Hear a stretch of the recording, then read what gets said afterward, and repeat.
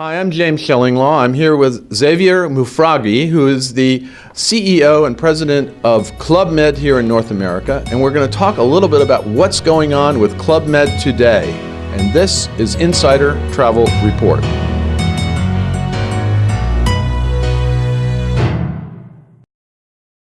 Now, Xavier, we actually just had a press event recently, and we learned all about what's going on with Club Med. First of all, what are the results these days for Club Med? How are you doing?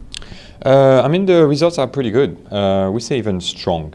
17 finish high, 18 seems very, very good.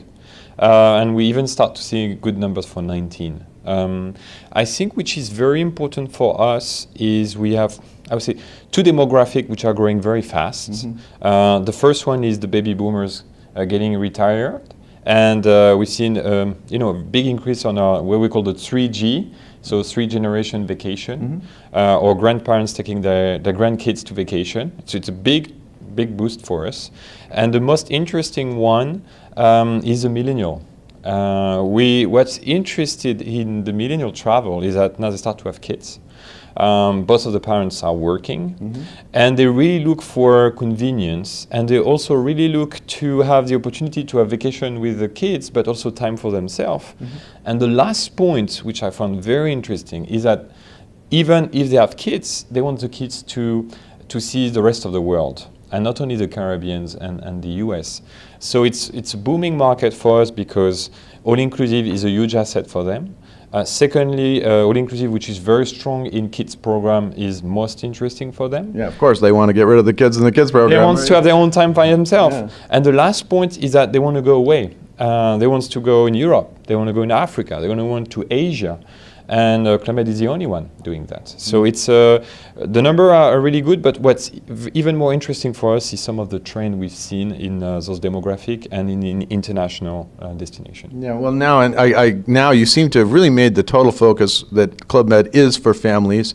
You know, I can't tell you how many years we said, oh, it's for singles or couples, but now what percentage of your guests now are families? 70%. 70%. So 70%, 20% couples, and 10% singles. And actually, in the singles, sometimes is, in a 3G vacation is, somebody could be single, but the rest of the family comes with them. So it's globally, it's now all over the planet, we really move to a family positioning. And then the other thing that was interesting is that, and we've talked about this many times over the past few years, but you are really evolving into a major ski resort company as well now, and we talked a little bit about that yesterday. Talk about how Club Med is doing in the ski area and what the advantages are for the company. Mm-hmm. The first thing is that we have 70 resorts worldwide.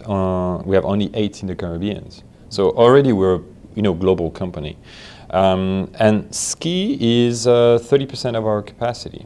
So we have already 22 resorts in the Alps, French Alps, Italian Alps, Switzerland. We also have 1 in China, 1 in Japan, and we are about to open a second one in China, a second one in Japan, and 1 in South Korea. So globally there is a movement on ski because even more than the beach, it's very complicated to organize your vacation for ski. And especially, I would think it's all-inclusive, and it includes everything, right? We're talking skis and passes and training and all that kind of thing. Everything. I mean, think about it. Today when people say, oh, I have an all-inclusive package, let's say in Vail, yeah, but you still have to queue for the ski pass. You still have to queue for the ski lesson. You still have to queue for the ski rental. You still have to queue for getting the kids in a kids camp.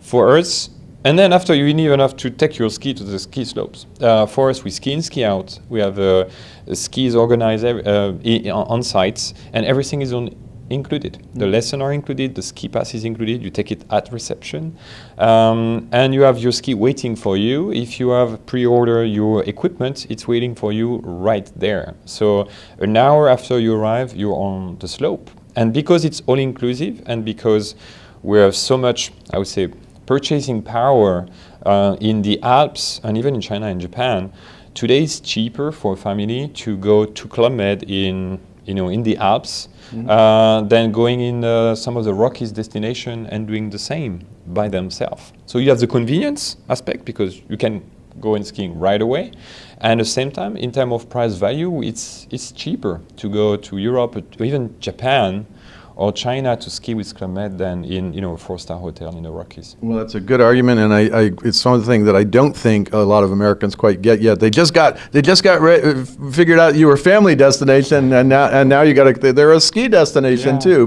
not just a beach, right?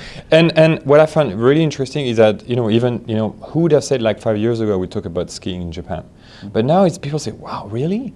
And I say, you know what? It's not complicated. In major city in the US, you just take your flights, you stop in Tokyo, you stay a day in Tokyo, and then you go skiing in the powder. Ski powder in Japan is as good as the Canadian Rockies. So it's an excellent snow experience, and people don't only go for skiing, but for a full experience.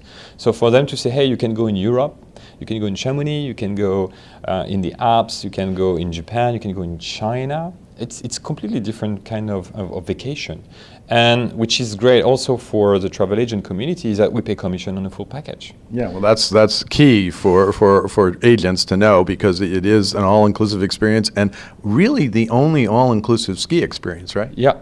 And I'm not sure today that they have the commission on the ski pass, on the ski lesson, and so on. So it's really very good for the business because it's very important bookings. It's high commission, and it's our highest loyalty in terms of guests returning. Well, now let's shift from ski to some of your other resorts. I know you got a full schedule. You're renovating resorts, and you're going to be building some more. Talk about just give me some highlights of the ones that are really going to be. You've been doing some major renovations that are really coming to the fore this year and into next. Yeah, so really, we say we have a second phases of renovation we've been doing, like our biggest resort, Punta Cana and Cancun, which were renovated in 2010 or even 6. So we renovated them again. We really want them to be at the level of even a new resort. When you renovate, especially in the Caribbean, you have to do it every 6 or 7 years. Mm-hmm. So we completed a full renovation of our property of Cancun, and we are nearly done on Punta Cana. All the main areas have been done, and 80% of the rooms have been redone. And to get for the opening, the new one, which was not really planned, but we accelerated, was some of the area we're looking at Turks and Caicos. So it's where due to the hurricane and the damage that you had, but you were going to do that anyway, I guess. Yeah, no, it was something which was planned, and so we have some structural damage in that property. We're doing, and because we have to be closed until January 31st, now we're scrambling to do as much as we can of what we were supposed to do in the coming 2 years. So maybe an announcement in the coming 2 weeks about what's going to happen, but it's going to be something very interesting. Well, the other thing is you a few years ago you got new ownership with the Chinese company Fusan, I believe, Fusan, and now you're expanding in those areas, and a lot of your clients now are coming from Asia, from China and Japan, right? Yeah, it's first Fusan was a shareholder of Club Med since 2010. It was an investor who wanted to help us to go private when we went private. And which is great is that they help us to accelerate, but not only in China or Asia, but all around the planet. Mm-hmm. So we plan to open 15 resorts in the next 3 years. And I think even more than that. So it's a big change for us that we're 70 resort right now, but maybe in 2021, 22 we'll be 30 more for 100. And it's going to be in Asia, it's going to be in Europe, it's going to be in North America and the Caribbean. Yeah. And then the other thing you've been doing is forming some strategic partnerships with a lot of other vendors. I mean, I experienced some with, on the Cirque du Soleil with your Creative show, but then there are a lot of other ones like that have really been stepping to the fore. Now, talk a little bit about that, if you could. Cirque du Soleil is the most important one. First, because now we have the same shareholder, and we are very creative, immersive, experiential brands. So actually, we do a lot of brainstorming with them to do a lot of crazy stuff. But the creative is great. Club Med Crazy. It's great. But you can imagine these two brands together, what we can do. So creative was the first step. The goal was in Punta Cana. It was a major investment. It's a $1 million investment just for this creative playground. But we wanted our guests, adult and kids, to be able to do the performance that a Cirque du Soleil performer can do. So we have people trained or from Cirque du Soleil or trained by Cirque du Soleil and Club Med taking care of our guests in Punta Cana now for a year and a half. And we opened the second creative in Opio-en-Provence, in south of France. And we plan to expand the concept in a few other properties around the planet. then we might do something else with the Cirque du Soleil in the coming years. At the same time, I think we don't do many partnerships. The one we can mention is the one with Occitane for spa, which we will expand because we're really happy about the performance of what we're doing, the success of not only the product but the way we do, the whole process when we do the different massage and spa. So it's going to grow in the Caribbean. And a new one, which is important for the company, is with Lacoste, which is like a bit Club Med, very French roots but international exposure brand, very lifestyle. No, we all know the Lacoste brand. Lacoste, and as we're already very strong in sport with federation in ski and golf. Ski and tennis and golf.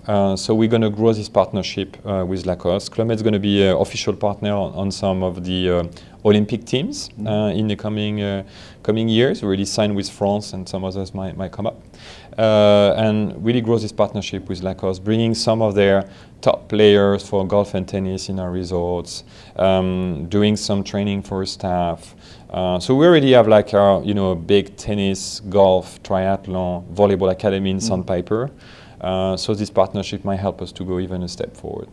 Well, this is all great news, and Xavier, thank you very much for filling us in on all the things that are going on with Club Med. This focus on ski now, which is amazing. The expanding even 14, 15 more resorts or more. A lot more to come, and we're looking forward to great things coming from Club Med for the future. And I know a lot of travel agents are eager to go and get booking that. Thank you very much, and thank you for the travel agent community. I'm James Shillinglaw for Insider Travel Report.